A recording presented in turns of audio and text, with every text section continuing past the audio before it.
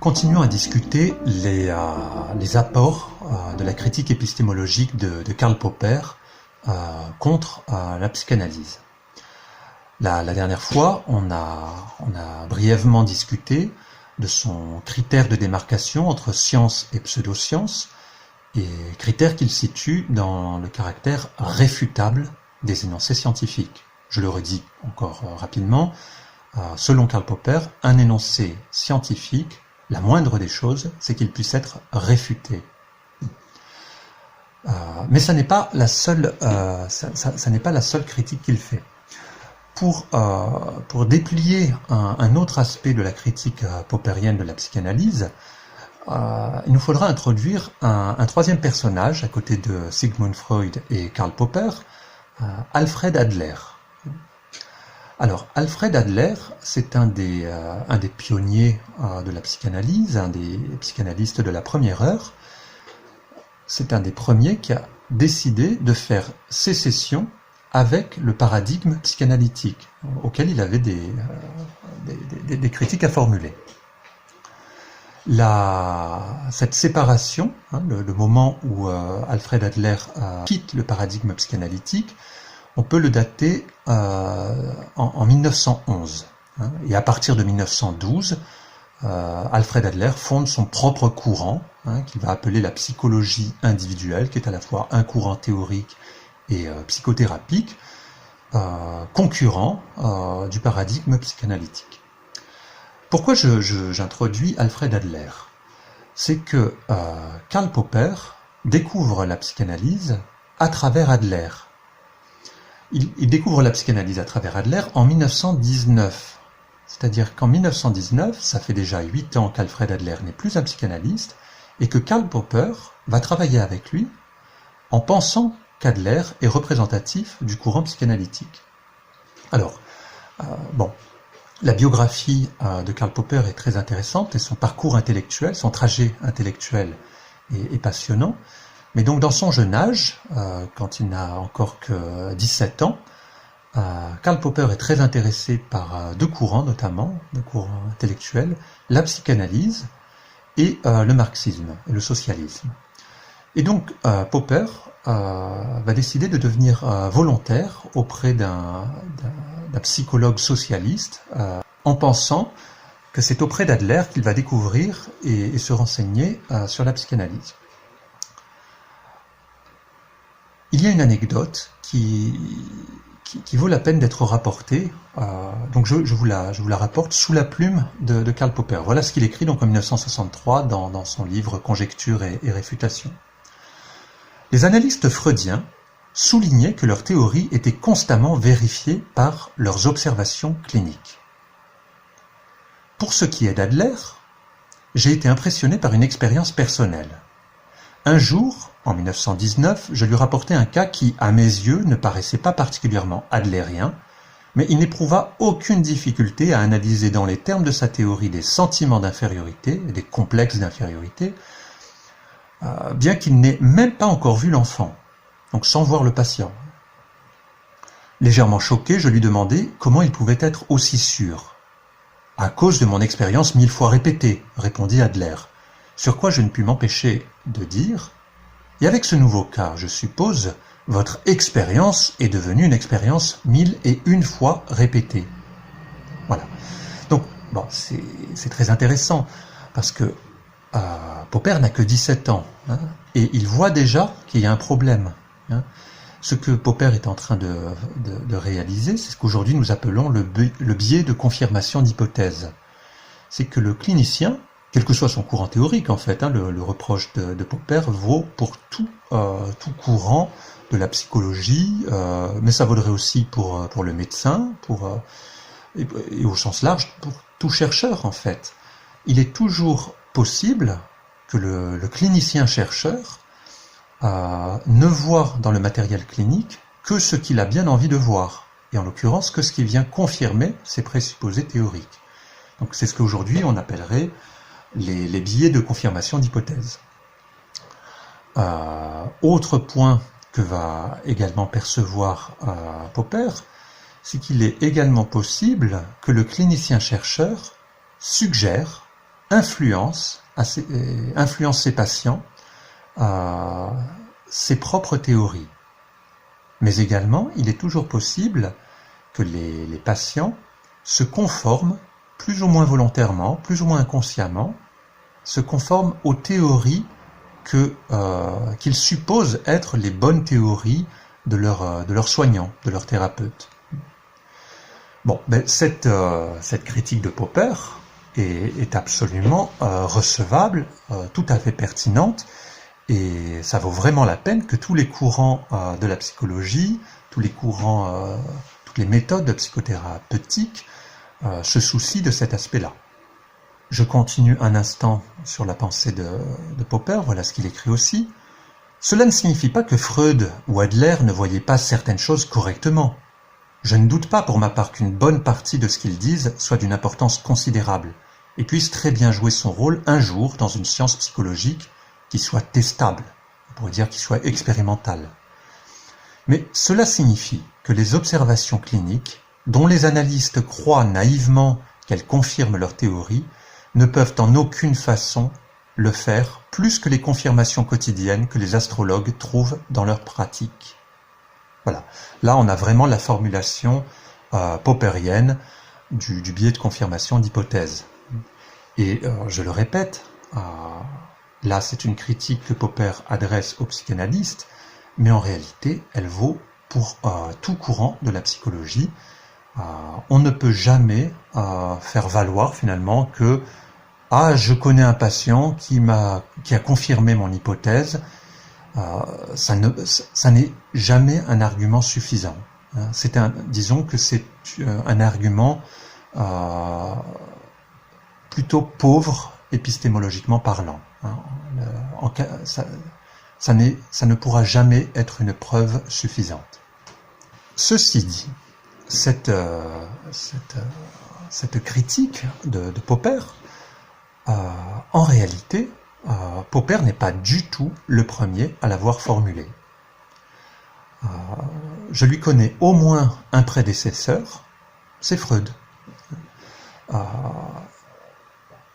De la même façon que Popper critique Adler en lui reprochant de ne voir que ce qu'il a bien envie de voir dans la clinique, dans la rencontre avec les patients, de la même façon que Popper reproche à Adler de déformer ses observations ou de conformer, de faire que ces observations se conforment à ses présupposés théoriques, eh bien, Freud faisait exactement le même reproche à Adler.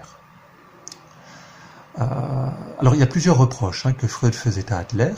Le premier, on peut le trouver formulé en 1914 dans son histoire du mouvement psychanalytique, où il raconte les différentes scissions. Et c'est toujours très intéressant de voir les points de rupture dans un paradigme, les moments où le paradigme se divise. D'une certaine façon, c'est ce qui permet de définir les frontières d'un paradigme, ces scissions précoces. Sur quoi portent les désaccords? Voilà. Alors, il y a un premier reproche que Freud fait à Adler. Il reproche à Adler son esprit trop systématique, de vouloir, comment il dit ça précisément? En 1914, Freud écrit donc la théorie adlérienne fut dès le tout début un système, ce que la psychanalyse évita soigneusement d'être. Et ailleurs, toujours dans l'histoire du mouvement psychanalytique, la psychanalyse n'a jamais prétendu donner une théorie complète de la vie psychologique humaine en général. Alors, là, ce point-là, je me permets de le souligner, ça montre quand même que si Freud a toujours quand même ce désir de faire science, on voit qu'il précise bien que ça ne pourra pas être une science du général. Si la psychanalyse est une science, ça ne pourra jamais être qu'une science du particulier, du cas particulier, une science du singulier. Ce qui ne va pas de soi, en fait. C'est tout à fait problématique d'envisager une science qui ne serait pas une science du général, une science dont les énoncés ne seraient pas généralisables. Là, à nouveau, on peut se demander si un dispositif de savoir, hein, qui ne se donne pas pour mission, hein, pour procédure la généralisation de ces savoirs, est-ce que c'est encore une science? Bon, mais là c'est une parenthèse. L'autre reproche que Freud faisait à Adler, c'était de lui reprocher en fait de tout expliquer par le prisme de son grand concept, du grand concept et de la grande théorie adlérienne, qui est celle du complexe d'infériorité, hein, du sentiment d'infériorité. Et alors, dans la 6e des nouvelles conférences de psychanalyse, Freud, donc en 1916-1917, se prononce sur le cas d'Adler, hein, et il le fait à demi-mot, par l'entremise d'une anecdote, pour ne pas répondre trop directement et trop brutalement contre Adler. Il rapporte une anecdote d'un souvenir d'un médecin de campagne en Moravie. Et ce médecin, en hiver, ne voyait finalement que les paysans de la campagne et des alentours. Et dans l'anecdote que Freud rapporte, il s'étonne que le médecin fasse à tous les patients le même diagnostic, donc les patients qui arrivent pour différents motifs, pour tous les patients qui venaient voir le médecin pour des problèmes nerveux, comme on disait à l'époque, névrotiques sans doute, il leur donnait à tous la même interprétation, le même diagnostic. Le médecin, qui n'avait rien d'un psychanalyste, leur disait à tous « vous êtes ensorcelés ». Et Freud, ça l'étonne, ça. Voilà l'anecdote de Freud, voilà comment il la rapporte. Mais, dis-je surpris au médecin, les paysans ne s'étonnent-ils pas que vous leur trouviez à tous la même maladie, le fait d'être tous ensorcelés? Oh non, répondit le médecin, ils sont enchantés, car ils l'espéraient bien, et chacun d'eux, en quittant la file, fait comprendre aux autres, donc la file d'attente des patients, chacun des patients fait comprendre aux autres, par mimique ou par geste, que le médecin est bien un type qui s'y connaît. Freud reprend la parole. À cette époque, j'étais très loin de soupçonner que je me trouverais un jour à même d'observer dans d'autres conditions une situation analogue. Et là, il fait référence à Alfred Adler. C'est-à-dire que de la même façon que ce médecin, alors bon, on peut s'interroger jusqu'à quel point l'anecdote qu'il rapporte, cette historiette est déformée ou pas, hein. Mais la critique que Freud est en train de faire à Adler, c'est en gros, d'une part, de tout expliquer par la même théorie. Et là, il y a un problème, parce que la théorie est préalable à la rencontre clinique. C'est-à-dire que d'une certaine façon, Adler ne s'autorise pas à ce que la rencontre clinique puisse venir objecter à sa théorie. Donc là, il y a déjà un problème. Et l'autre aspect quand même de la remarque de Freud, c'est de remarquer qu'il y a une forme de complaisance, hein, et là il y a en fait un concept, une notion de Freud peu théorisée, mais que certains auteurs, Roland Gori, ont perçu le caractère préconceptuel chez Freud, qui est le concept de complaisance, Entgegenkommen. Il y a comme une complaisance des patients à l'égard du médecin, comme une complaisance des patients à l'égard de la théorie qu'ils supposent être la théorie de leurs soignants.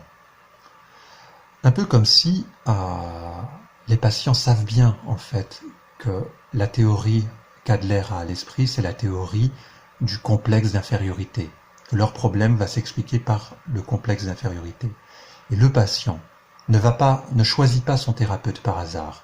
Le patient qui choisit Adler le fait avec déjà l'idée que cette théorie explicative de ses problèmes est la théorie pertinente. Et donc il va conformer sa plainte, son discours, à la théorie qu'il suppose être la bonne théorie, et d'une certaine façon, va venir satisfaire les attentes théoriques du clinicien-chercheur. Là, on voit que sur ce point-là, Popper et Freud sont plutôt sur la même longueur d'onde, en fait. Et en réalité, on voit aussi que la psychanalyse n'a pas attendu l'épistémologie de Karl Popper en 1963 pour formuler ses critiques. Elles sont déjà formulées dès 1914, dès 1916. Il faut faire attention à ces présupposés du clinicien qui risquent toujours de trouver leur confirmation ou bien dans l'aveuglement du clinicien, dans l'attente du clinicien, ou bien dans la complaisance du matériel clinique des patients. Mais je crois que Freud est allé un peu plus loin que Popper là-dessus. C'est qu'on trouve également en germe une théorie qui va se conceptualiser chez Freud comme beaucoup plus tard, comme sous le concept de vérité historique des énoncés. Mais on voit que Freud propose aussi une explication du succès de certaines théories dans le social. Pourquoi certaines théories ont plus de succès que d'autres ? Pour dire vite, selon Freud, une théorie qui vient froisser le narcissisme du public, le narcissisme humain, est une théorie qui a toutes les chances de ne pas connaître un fort succès. Alors qu'une théorie qui flatte les attentes sociales, qui flatte l'ego, qui flatte le narcissisme humain, a toutes les chances de trouver un certain succès. Voilà. Dans la perspective de Freud, la théorie adlérienne, notamment, est une théorie qui vient flatter le narcissisme humain. Aujourd'hui, on pourrait se poser la question de pourquoi certaines théories connaissent un plus grand succès que d'autres dans la société. Si on prend au sérieux cette hypothèse de Freud, on pourrait se demander si le succès social de la psychanalyse ne s'explique pas par une forme de flatterie auprès du public. Mais de la même façon, on pourra se demander si le succès des approches neuroscientifiques ne vient pas également satisfaire quelque chose dans le public et chez les patients. Alors voilà, je m'arrête là pour aujourd'hui dans ce dialogue à trois voix, donc Freud, Adler, Popper. Alors c'est vrai que je n'ai pas trop laissé la parole à Adler. Ça aurait été intéressant de le faire, notamment parce que lui aussi a des critiques à formuler à la psychanalyse, à Freud en particulier. Mais dans la mesure où il ne s'agit pas tellement de critiques épistémologiques, mais de critiques plus théoriques, j'ai pris le parti de les laisser un peu de côté. Si ces vidéos vous intéressent, je vous le rappelle, il est tout à fait possible de les commenter, de venir y objecter, de venir soulever des questions, des problèmes, des points, et de s'y abonner si vous souhaitez être informé des prochaines vidéos à venir. Au revoir.